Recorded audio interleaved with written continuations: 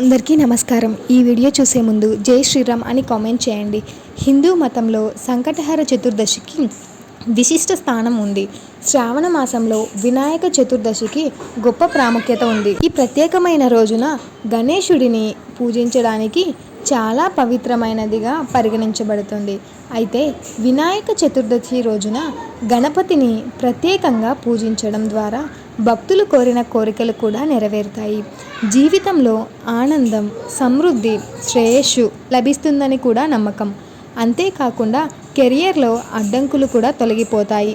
అన్ని బాధల నుండి విముక్తి పొందుతారు అని కూడా విశ్వాసం. పంచాంగం ప్రకారం శ్రావణ మాసంలోని శుక్లపక్ష చతుర్థి తిథి ఆగస్టు 7వ తేదీన రాత్రి 10:05 ప్రారంభమై ఆగస్టు 8వ తేదీ అర్ధరాత్రి 12:36 ముగుస్తుందట.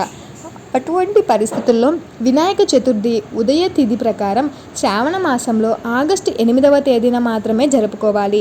వినాయక చతుర్దశి రోజున పూజకు 2:40 శుభముహూర్తం ఉంది. వినాయక చతుర్దశి రోజున ఉదయం 11:07 నుండి మధ్యాహ్నం 1:46 వరకు పూజలు నిర్వహిస్తారు. ఈ సమయంలో గణేశుడిని పూజించాలి. శ్రావణ మాసంలోని సంకటహర చతుర్దశి చాలా ప్రత్యేకంగా పరిగణించబడుతుంది.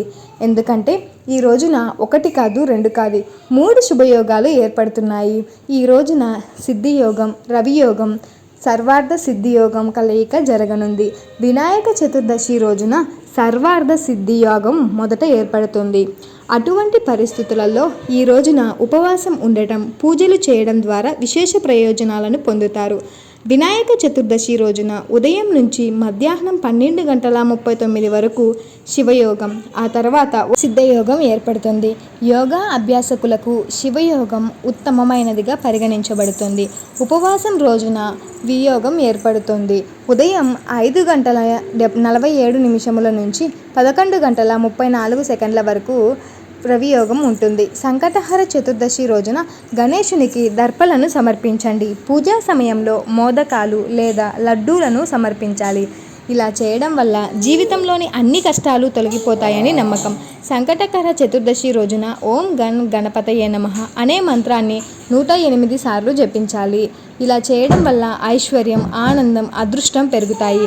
చతుర్దశి రోజున శమీ వృక్షాన్ని పూజించడం చాలా శుభప్రదంగా భావిస్తారు. గణపతికి జమ్మి ఆకులను నైవేద్యంగా సమర్పించడం ద్వారా అన్ని దుఃఖాలు, కష్టాల నుండి ఉపశమనం పొందుతారు. జీవితంలో ఆనందం, సమృద్ధి, శ్రేయస్సు కూడా లభిస్తుంది. డబ్బు సంబంధిత సమస్యల నుండి బయటపడడానికి సంకటహర చతుర్దశి రోజున వినాయకుని ముందు 4 దీపాలు వెలిగించి శాస్త్రోక్తంగా వినాయకుడిని పూజించాలి. దీంతో భక్తులకు త్వరలో రుణ విముక్తి కలుగుతుంది.